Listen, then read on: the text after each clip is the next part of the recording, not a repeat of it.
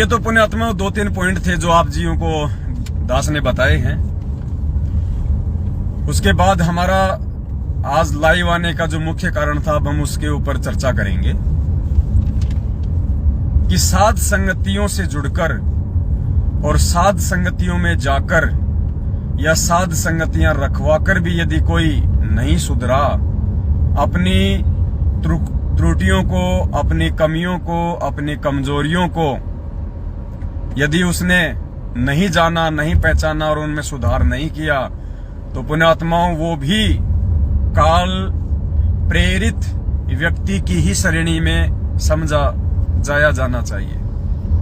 वो अपने आप को भगत ना समझे परमात्मा का, अभी वो काल प्रेरित है। अभी 14, 15, 16 मई को उत्तर प्रदेश के बरेली में साध संगति थी। काफी संख्या में भाई बहन दूर दराज से आए, वहां गए, सैकड़ों की संख्या में 3 दिन की साध संगति वहां चली, बहुत अच्छे से संपन्न हुई। उत्तर प्रदेश के अलीगढ़ से एक भगत जी हैं, हर्षवर्धन दास जी। आज 17 मई 2022 को दिन में दास के पास उनका फोन आया। वो भी साध संगति में गए हुए थे, उन्होंने 3 दिन रुकना था, लेकिन कुछ त्रुटियां देखकर उस साध संगति में वो दूसरे दिन ही वापस आ गए। आज उन्होंने दास को फोन किया। दास उनको धन्यवाद देना चाहेगा कि कम से कम उन्होंने जानकारी दी कि भाई उस साध संगति में क्या सही था और क्या गलत था। जैसा उनको लगा वैसा उन्होंने दास को फोन पे बताया। रिकॉर्डिंग भी दास आपको बाद में भेजेगा वीडियो बना के। अब मुझे नहीं पता कि उस साध संगति में वो त्रुटियां थी या नहीं थी, जो त्रुटियां आज हर्षवर्धन दास जी ने दास को फोन करके बताई। अगर उस साध संगति में वो त्रुटियां नहीं थी तो साध संगति रखवाने वालों को टेंशन लेने की कोई आवश्यकता नहीं है, ना ही मुझे फोन करके अपने को सफाई देने की आवश्यकता है। और यदि हर्षवर्धन जी के बताए अनुसार वास्तव में त्रुटियां थी, यदि वो गलतियां उन्होंने की हैं, तो फिर उनको अपनी गलतियों पे विचार करना चाहिए, अपनी गलतियों की परमपिता परमात्मा से दंडवत क्षमा याचना मांगनी चाहिए और आगे से उन्होंने इस बात पे ध्यान रखना चाहिए, वरना कोई नहीं आएगा साध संगति में आगे और आप उल्टे परमात्मा के दोषी बन जाओगे। सबसे पहले जो त्रुटि थी, हर्षवर्धन जी ने बताया कि साध संगति के दूसरे दिन एक सब्जी का भगोना उन भक्तों ने बाहर फेंका। दास ने उनसे पूछा कि भाई ये सब्जी आप लोग फेंक क्यों रहे हो, ये तो परमात्मा को भोग लगी है, आप इसको व्यर्थ क्यों कर रहे हो। हाँ, जब भगत लोग जाने लगे तो हलवाराम था या शायद खीर वगैरह थी या और कुछ था, वो भक्तों को उन्होंने भान दिया, थोड़ा थोड़ा उनको दिया, कोई दिक्कत नहीं। उसके बाद वो सब्जी का भगोना बाहर फेंकने लगे, उन्होंने फेंक दिया। तो भगत जी ने उनको मना किया कि भाई आप ये सब्जी क्यों फेंक रहे हो। तो जो साध संगति जो रखवा रहे थे, वो टीकाराम जी थे या सीताराम जी थे, उन्होंने कहा कि ये खराब हो गई। तो हर्षवर्धन जी ने कहा कि क्या आपने किसी भगत को ये खिलाई है, क्या किसी भगत ने इसको टेस्ट किया है कि ये खराब है या नहीं है। तो उन्होंने कोई जवाब नहीं दिया उनकी बात का और सब्जी उन्होंने फेंक दी। पुण्यात्माओं, सबसे पहली बात तो ये कि आप यदि अपने घर पे साध संगति रखवा रहे हैं तो आप कोई बिरले की औलाद नहीं है, आप कोई विशेष नहीं है, आप भी उसी संगत का हिस्सा है। आप अपने घर पे साध संगति रखवा रहे हैं तो इसका मतलब ये नहीं है कि आप कोई बड़े भगत बन गए। आपने हर बात का जवाब देना पड़ेगा। आप अपने जिम्मेदारियों से भाग नहीं सकते, ये आपका दायित्व बनता है कि आप संगत के हर सवाल का जवाब दें जो आपसे पूछा जाए। अगर वो सब्जी वास्तव में खराब थी तो आपने उसी भगत को टेस्ट क्यों नहीं कराई कि लो जी भगत जी आप ही टेस्ट करके देख लो सही है या खराब है। आपने उनकी बातों का जवाब तक नहीं दिया और सब्जी आपने फेंक दी। ये बहुत बड़ी त्रुटि है, बहुत बड़ी गलती है। अगर सब्जी मान लीजिए खराब भी हो गई तो सब्जी आपने इस प्रकार से फेंकनी नहीं है। वो सब्जी आपने किसी गाय या भैंस या किसी बैल को खिला देनी है, आपने किसी पशु को डालनी है। वो फेंकने के लिए नहीं बनाई जाती साथ संगतियों में। ये मैनेजमेंट वाला आचरण यदि तुम करोगे तो नीचे गिर जाओगे। परमात्मा माफ नहीं करेगा, वो अंतर्यामी है, वो सब देखता है। तो यदि वास्तव में आपसे ये त्रुटि हुई है साथ संगति में परमात्मा का बना हुआ भंडारा फेंकने की और उस भगत के द्वारा सवाल पूछने पे जवाब ना देने की,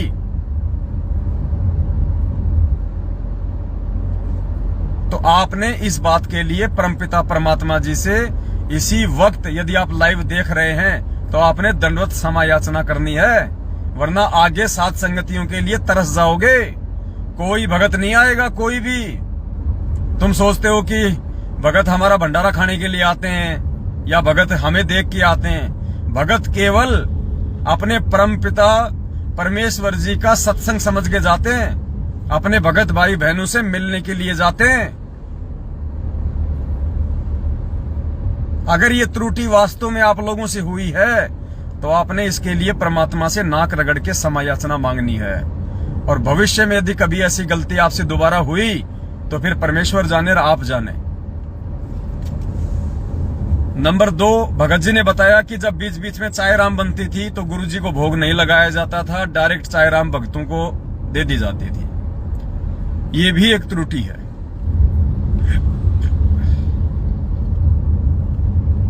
आप संगत के लिए जो भी नाश्ता खाना भंडारा तैयार करो, अगर ज्यादा भी नहीं तो आप जी उस भंडारे को परमात्मा के दरबार में रख के मंगलाचरण जरूर करो। अन्नदेव की छोटी आरती अवश्य करो।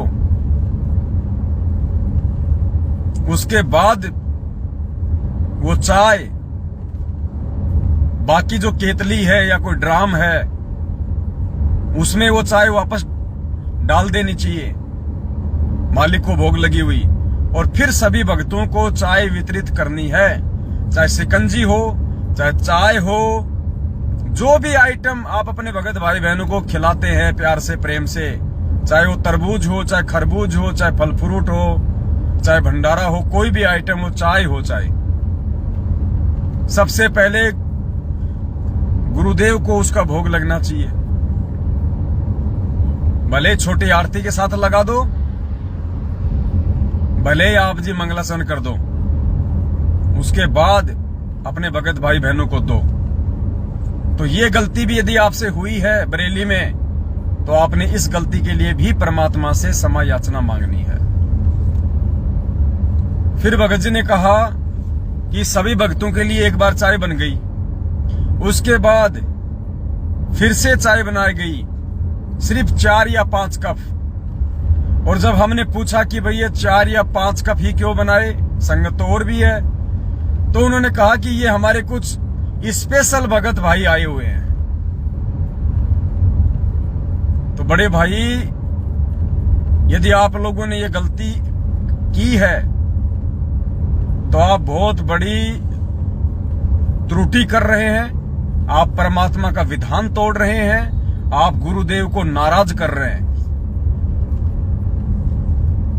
यहां कोई स्पेशल नहीं है, सबके सब 2 कोटि के जीव हैं, सबके सब। अगर आप किसी को स्पेशल समझने की गलती कर रहे हैं तो आप बहुत बड़ी भूल में हैं। आप परमात्मा के दोषी बन रहे हैं, और दोषी वो भगत भी बन रहे हैं जो उस स्पेशल तौर पे बनाई गई चाय को पी रहे हैं, वो भी परमात्मा के दोषी हैं। अगर ऐसा हुआ है तो उन चाय पीने वालों ने भी परमात्मा से क्षमा याचना मांगनी है, क्षमा याचना करनी है। ये बहुत बड़ी गलतियां हैं, ये छोटी गलतियां नहीं हैं।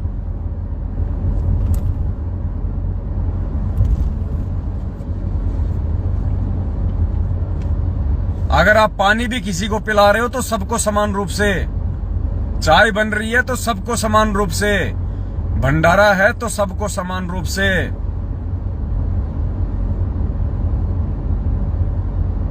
आपके घर में कोई ऐसी वस्तु है जो केवल थोड़ी सी बच रही है और 20 भगत भंडारा कर रहे हैं, आपने 2 भगतों के सामने दही रख दिया। नहीं, अगर 20 भगतों के लिए दही नहीं है तो 2 को भी मत दो। अगर देना है तो 20 के 20 को दो। पुण्यात्माओं, हम सतयुग में प्रवेश करने जा रहे हैं और मालिक ने यही कहा था और यही कहते हैं परमात्मा कि सतयुग में राग, द्वेष और ईर्ष्या इसलिए नहीं है क्योंकि वहां पे समानता है। वहां पे कोई गोरा नहीं, कोई काला नहीं, कोई छोटा नहीं, कोई बड़ा नहीं, कोई अमीर नहीं, कोई गरीब नहीं, कोई राग, द्वेष, ईर्ष्या नहीं। सबके साथ समान व्यवहार किया जाता है वहां पे। अगर तुम ये उल्टा फुल्टा व्यवहार यहाँ कोई स्पेशल समझ के करोगे, परमात्मा कोसों दूर हो जाएगा, कोसों दूर। तुम्हारे समझने में नहीं आएगा ये क्या हो रहा है हमारे साथ में। इस बात का विशेष तौर पे ध्यान रखना है।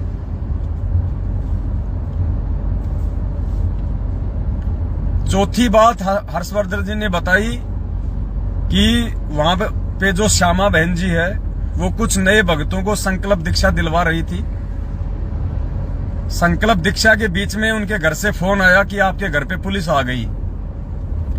तो संकल्प दीक्षा के बीच में ही फोन पे बात करते करते जोर जोर से बातें कर रही हैं, क्या कर लेगी पुलिस, ये है वो है। तो ये भी बहुत बड़ी गलती है। या तो किसी को संकल्प दीक्षा आप दिलाओ मत। अगर आप किसी को संकल्प दीक्षा दिला रहे हो तो भले ही आपका बेटा बेटी क्यों ना मर जाए और उधर से फोन आ जाए, आपने पहले संकल्प दीक्षा को कंप्लीट करवाना है, उसके बाद आपने वो फोन अटेंड करना है। ये कुछ मर्यादा है परमात्मा की। अगर नहीं निभा पाओ तो कोई जरूरी नहीं है बीच में पंच बनने की। अगर वास्तव में आपसे ऐसी गलती हुई है तो आपने भी अपनी इस त्रुटि पे विशेष तौर पे ध्यान देना है और परमात्मा से क्षमा याचना करनी है।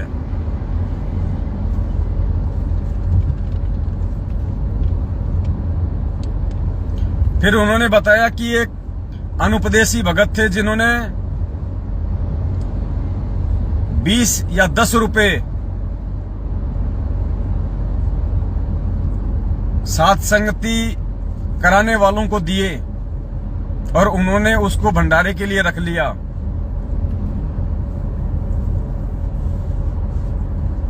भाई, अगर ये त्रुटि आपसे हुई है तो आप बहुत बड़ी गलतफहमी में हैं। फिर आप क्या वीडियो सुनते हैं हमारे, आप क्या साथ संगति कर रहे हो? फिर अनुपदेशी केवल साथ संगति में आ सकता है, वो भी वही अनुपदेशी जो गुरुजी के सत्संग सुन रहा है। ये सात संगतियां हम भक्तों के लिए, जगत के लिए नहीं है। जगत के लिए परमात्मा के सत्संग है। जगत सात संगतियों को नहीं समझेगा। सात संगतियों को वही समझेगा जो गुरुजी से नाम उपदेश है या संकल्प उपदेश है। नया भगत है, उसको सात संगति में लाने की आवश्यकता नहीं है। नए भगत को गुरुजी के सत्संग ज्यादा से ज्यादा सुनने की सलाह देने की आवश्यकता है। फिर भी यदि कोई अनुपदेशी आ जाता है, उसकी सेवा करो, उसको भंडारा खिलाओ, बढ़िया चाय पानी पिलाओ, बैठ के मालिक की चर्चा करो। लेकिन उसका ना ही तो आपने भंडारे में कोई सहयोग लेना है कि लो भगत जी मैं भी सब्जी बनवा दूं, मैं भी भगत जी पूरी उतरवा दूं। आपने किसी भी अनुपदेशी व्यक्ति को भंडारा जहां बनता है वहां पे पैर भी नहीं रखने देना, चाहे वो कितने अच्छे विचारों का क्यों ना हो। दूसरा, उससे 1 रुपए की भी सेवा नहीं लेनी आपने, 1 रुपए की भी, क्योंकि उसके ऊपर अभी तक 3 लोग का भार है। चाहे वो लाख रुपए क्यों ना दे, हाथ जोड़ के मना कर दो, नहीं जी। अभी हमने ये गाड़ी की सेवा चलाई, लाखों रुपया देने के लिए हमारे पास में फोन आए अनुपदेशियों के। हमने सहर्ष उनको मना कर दिया प्यार से, भगत जी हमने पैसों के भूख के लिए मैसेज नहीं डाला है। हमारी जो मर्यादा है सबसे पहले वो है। आप चाहे 1 करोड़ रुपया क्यों ना दें, आप चाहे खुद हमें गाड़ी निकलवा के क्यों ना दें, जब तक आप नाम उपदेशी या संकल्प उपदेश नहीं है, आपका 1 रुपया भी स्वीकार नहीं होगा। तो इस बात का विशेष तौर पे ध्यान रखें। फिर भी यदि कोई भंडारे में किसी भी अनुपदेशी से पैसा लेता है तो भाई वो 3 लोग का भार उसी के सिर पे रखा जाएगा। ध्यान रखना, फिर आगे चल के परेशानियां पैदा होंगी, आप खुद जिम्मेदार होंगे उसके लिए।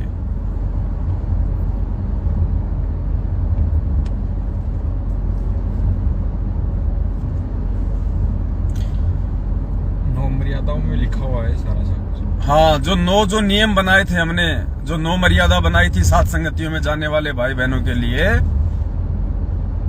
उसमें ये सारे पॉइंट हैं। और फिर भी आप लोग यदि सात संगति रखवाते हो और ये गलतियां करते हो, भाई आप बहुत बड़ी गलतफहमी में जी रहे हो। अगर आपके घर पे सात संगति है, पुण्यात्माओं, आपका व्यवहार वो होना चाहिए कि सामने वाला आपसे कुछ सीख के जाए। सात संगतियों का मतलब है हर बार हम अपने व्यवहार में चेंजेस करें, बदलाव करें। हर बार हम सात संगति में जाएं तो हमारे अंदर कुछ बदलाव होने चाहिए। सामने वाला देख के हमसे कुछ सीखे, हम किसी से कुछ सीखें।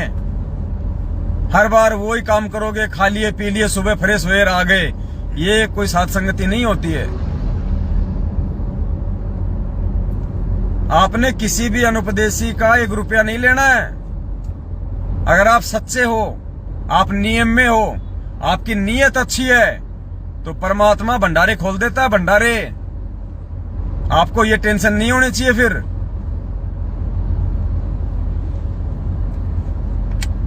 सातवां पॉइंट हर्षवर्धन जी ने बताया कि एक भगत को 5,000 रुपए मिले थे पड़े हुए, और वो पैसे उन्होंने बरेली की सात संगति में दे दिए और उनको बता भी दिया कि ये पैसा मुझे रास्ते में मिला था। उसके बाद भी आप लोगों ने उस पैसे को अपने हाथ में क्यों पकड़ा भाई? रास्ते में जो पैसा उस भगत को मिला था और उसने सात संगति में ले आया, और वो कह रहा कि ये पैसे मुझे रास्ते में पड़े हुए मिले थे, उसके बावजूद आप उन पैसों को ले रहे हो। ये 3 लोग का भार है ना, ये आपके सिर पे रखेगा काल। पहली बात तो उस भगत की गलती की, उसने रास्ते में पड़े हुए उसने पैसे क्यों उठाए? पहली बात तो वो मूर्ख। अरे रंका बंका की कहानी सुनाई परमात्मा ने। रंका बंका इतने सत्संग भी नहीं सुने थे उन्होंने जितने आप सुन रहे हो, और सोने को ठोकर मार के चले गए। सोने को बंका ने अपने भगत रंका से कहा कि जी आगे चलो ना, क्यों मिट्टी पे मिट्टी डाल रहे हो? जो उसका पति था बंका, वो आगे था, जंगल से लकड़ियां काट के ला रहे थे, पीछे उसकी पत्नी बंका। रंक क्या था? रंका बंका। रंका उस भगत का नाम था और बंका उसकी भक्तमती का नाम था। तो भक्तमती पीछे थी, भगत आगे था, और भगत ने देखा कि आगे सोना पड़ा हुआ है। परमात्मा उसकी परीक्षा ले रहे थे। नामदेव जी ने कहा कि गुरुजी आपके भगत है, बहुत ज्यादा गरीब हैं, इनको थोड़ा बहुत इनका धन दे दो। तो उस समय जो कबीर परमेश्वर जी आए हुए थे, उन्होंने कहा कि भाई ये धन नहीं लेते, मैं जबरदस्ती क्यों दूं? बोले जी दोगे तो क्यों नहीं लेंगे? तो बोले भाई चल भाई देख ले। तो परमात्मा उनके रास्ते में सोने के जेवर डाल के और नामदेव के साथ में झाड़ियों के पीछे छुप गए। अब रंका आगे आगे चल रहा था और रंका ने देखा भैया सोना पड़ा है, नहीं वो तो वो लगता। तो उसने देखा कि सोना पड़ा है, तो उसने सोचा कि पीछे मेरी औरत आ रही है, और औरतों का मन सोने चांदी में ज्यादा होता है, कहीं वो अपनी नीयत ना डिगा ले और परमात्मा की मर्यादा से नीचे ना गिर जाए, अपनी भक्ति ना बर्बाद कर ले। ये सोच के रंका ने उसके ऊपर मिट्टी डाल दी अपने पैर से। पीछे से उसकी पत्नी ने देख लिया और क्या कहा उसने? अजी क्यों मिट्टी पे मिट्टी डाल रहे हो? चलो चलो अपने किस काम के। और तुम लाखों सत्संग सुन के, पिछली पीढ़ी में जन्म लेके, संत रामपाल जी को अपना गुरु धारण करके, और 5,000 रुपए के आगे तुम झुक रहे हो। अरे तुम पैसे उठाओगे तो तुम्हें झुकना पड़ेगा। तुम उस काल की टट्टी के आगे तुम झुक रहे हो। वो जमीन में पड़े हुए पैसे पता नहीं किसी शराबी के थे, किसी कबाबी के थे, या किसी वो कसाई के थे, या किसी वेश्या के थे, किसी 2 नंबर के काम करने वाले के थे। अरे वो इतना बड़ा पाप तुमने क्यों उठाया भाई? सिर पे धरा गया। वो पाप तुम्हारे सिर पे रखा गया उसी समय पैसे उठाते ही, साथ संगति में दिया ना। और वो पाप फिर तुम साथ संगति में हमारे भगत भाई बहनों पे डालने के लिए ला रहे हो। और मूर्ख है फिर वो आदमी जो ऐसे पैसों को हाथ में पकड़ रहा है। दोनों के दोनों मूर्ख। उसके बाद हर्षवर्धन भगत जी ने वो पैसे वापस दिलवा दिए, ये कह के कि भाई ये तो पाप है। पहली बात तो तूने उठाया क्यों, और भाई तूने हाथ में क्यों पकड़ लिए जब तेरे को पता है कि ये पैसे इस भाई को रास्ते में पड़े हुए मिले हैं। पता नहीं ये किसकी हाय है, ये किसकी बद्दुआ है, ये किसका भार है। ज्ञान आधार से उन्होंने वो 5,000 रुपए हर्षवर्धन जी ने वापस लौटवाए। तो भाई साथ संगति रखवाने वालों, दास को तो लग रहा कि तुम मान बढ़ाई के लिए साथ संगति रखवा रहे हो। तुम लोग कोई ज्ञान आधार के लिए साथ संगति नहीं रखवा रहे। अगर ऐसी गलतियां करोगे चिड़ी का बच्चा भी नहीं जाएगा दोबारा, चिड़ी का बच्चा भी। और सभी भगत भाई बहनों से मेरी विनती है, मेरी प्रार्थना, हम बार बार निवेदन करते हैं, पोस्टर भी डालते हैं, आप किसी भी साथ संगति में जाओ तो एक बार जो 4 नंबर हैं सतगुरु हेल्पलाइन के, मुजदास का नंबर है, कजोड़ भगत जी का नंबर है, एक बार उन नंबरों पे फोन जरूर कर लिया करो। तुम्हारे भी अपने कर्म फूटते हैं। अगर ऐसी जगह पे तुम जाते हो जहां पे पहले मर्यादा नहीं है तो तुम्हारे भी कर्म फूटते हैं। दास आपको लेटेस्ट उदाहरण देता है, ताजा उदाहरण। अगर नीयत सच्ची होगी, अगर आप मर्यादा में होंगे, परमात्मा एक नए पैसे की कमी नहीं आने देगा। हमने दुनिया का भार लेने की आवश्यकता नहीं है।